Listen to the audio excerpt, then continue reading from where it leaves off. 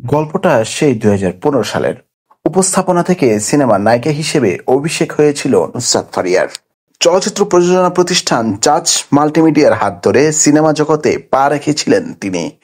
মুক্তি পেয়েছিল তার প্রথম সিনেমা আশিকি।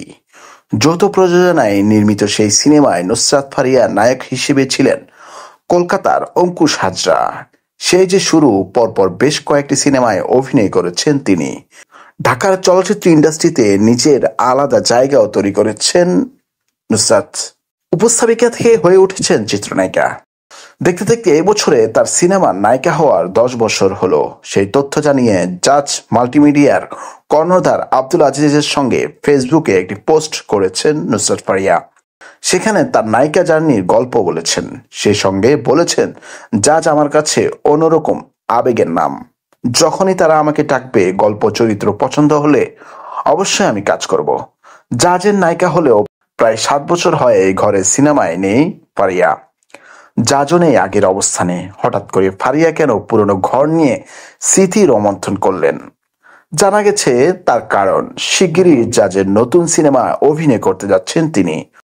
হাউসটির জিন 3 মা নামের সিনেমাটিতে এবার নেওয়া হয়েছে নায়িকা হিসেবে নুসরাত ফারিয়াকে। অভিনেতা সজলের বিপরীতে থাকছেন নুসরাত। সম্প্রতি সিনেমাটিতে আবদ্ধ হয়েছেন তারা। জানা গেছে আগামী ১ ফেব্রুয়ারি থেকে শুটিং শুরু হবে। প্রথম দিন থেকে অংশ নেবেন ফারিয়া।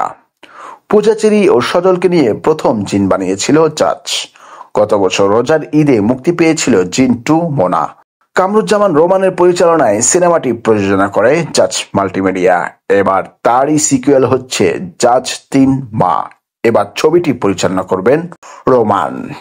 গত ৫ই আগস্টের পর নুসরাত ফারিয়া তেমন একটা ভালো অবস্থানে নেই। মুজিব সিনেমায় শেখ হাসিনার চরিত্রে অভিনয় করে তিনি একটি মন্তব্য করেছিলেন। তিনি বলেছিলেন, প্রত্যেকটি ঘরে একটি করে শেখ হাসিনা রয়েছে। আর এই মন্তব্যই কাল হয়ে দাঁড়ালো তার জন্য।